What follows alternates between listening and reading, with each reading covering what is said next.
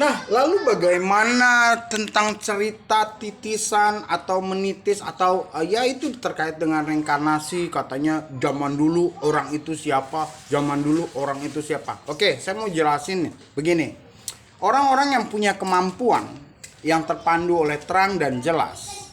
Oke, terang, jelas dan murni, jujur, dia bukan titisan dari orang lain, bukan, tetapi dia diarahkan untuk mengerti. Itu sebabnya yang dia lihat, kayak saya nih, saya bisa melihat orang itu bukan titisan, tetapi sebuah materi. Nah, ini terkait dengan kematian yang jasadnya terurai dan uraiannya itu oleh bumi diatur ngacak kemana-mana, kemudian masuk stuck menjadi nilai utama yang dinilai, yang bisa dilihat dengan jelas dalam sistem beretika, genetika, genital, dan otak yang benar-benar terpandu. Nah, kebetulan di situ dituliskan bocah Angon itu bisa melihat orang. Kenapa bisa melihat orang? Dari jalur sejarah. Kemudian kemiripan-kemiripan hal yang diulang tetapi dibawa pada arah keturunan dan kemunafikan. Begitu polanya nyambung, dia bukan membaca reinkarnasi. Oh,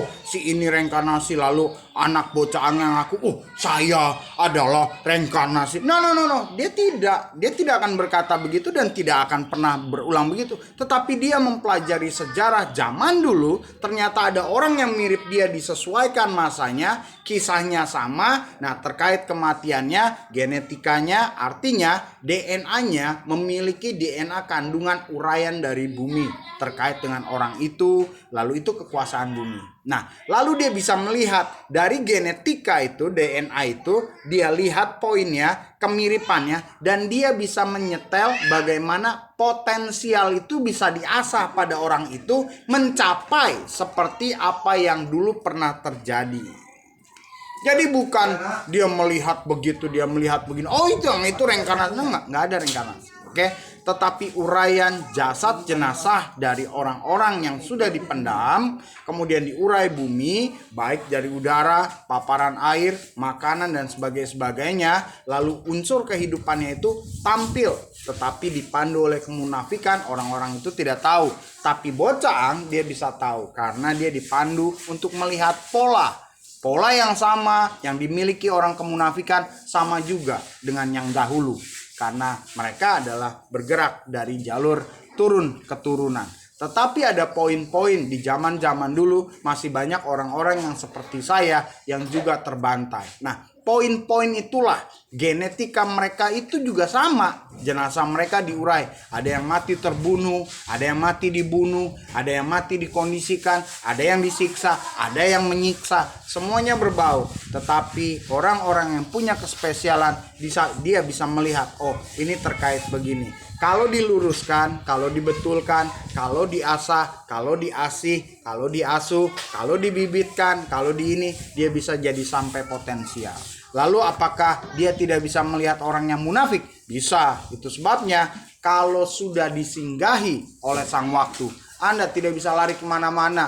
Mungkin catatannya dia tidak miliki sekarang, karena catatan orang-orang yang dilihat dan hidup di sekitarnya dimiliki oleh sang waktu dalam dimensi yang belum dimasuki oleh manusia. Jadi secara manusia saya tahu polanya, tetapi catatan lengkap hidup orang-orang yang memperlakukan, yang bermunafik ria itu dimiliki. Nah, begitu saya menjadi satu dengan alam, saya buka, di situ akan nyata kalian berbuat bagaimana, seperti apa pada alam, pada leluhur, kemudian pola hidup, termasuk dengan bocah Angon ya. Begitu dibuka, otoritasisasi yang kemudian dari waktu, ya kan, dia mengkumandangkan engkau adalah orang yang dipilih, ya kan, jadi hantulah bersama dengan peralatan alam kealamian, ya hajar yang kemunafikan. Dari situlah kalian tidak bisa lari kemana-mana, karena catatan kalian pada waktu itu saya terima secara total terbaca ketika saya berubah pada dimensi waktu. Perhatikan baik-baik.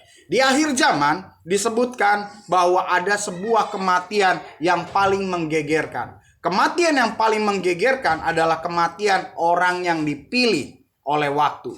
Karena begitu Ada orang yang dipilih oleh waktu, dia bisa jabarkan sampai menggegerkan. Orang yang bermunafik semuanya kelimpungan. Mengapa? Karena selama mereka hidup, mereka menyembunyikan catatannya seolah-olah tidak akan ketahuan.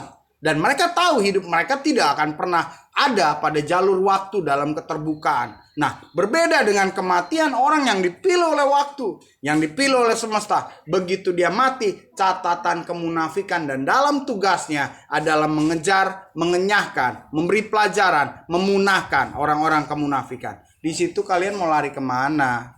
Nah, itu sebabnya hitunglah dengan pasti. Usia bapakmu gak usah pusing. Alam sudah bakal menerkam dan mengenyahkan, membuang. Usia dirimu mungkin sepadan dengan saya. Hitunglah, kita adu. Kalau saya belum mati Anda duluan, Anda dihajar oleh alam saya dan leluhur saya. Kalau saya duluan, saya pasti menghajar. Hitunglah anak-anakmu. Itu sebabnya jangan suka munafik. Karena munafik merendahkan sang waktu. Dan ketika sang waktu sudah singgah pada seseorang yang tahu dan orang itu sudah tidak ada, maka totalitas catatan waktu kalian dia akan miliki. Dan tugas dari sang waktu adalah memberi pelajaran yang paling mengkapokkan.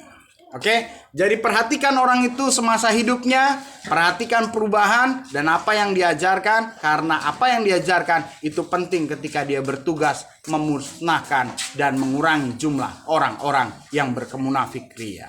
Masih bersama dengan saya, ya bocah Angon yang disinggahi oleh pengetahuan dan pengertian sang waktu. Yang kalau jadi hantu dia mati, ya habis catatan kalian. Semuanya dibuka dan dia punya tugas mengejar dan mengenyahkan kalian.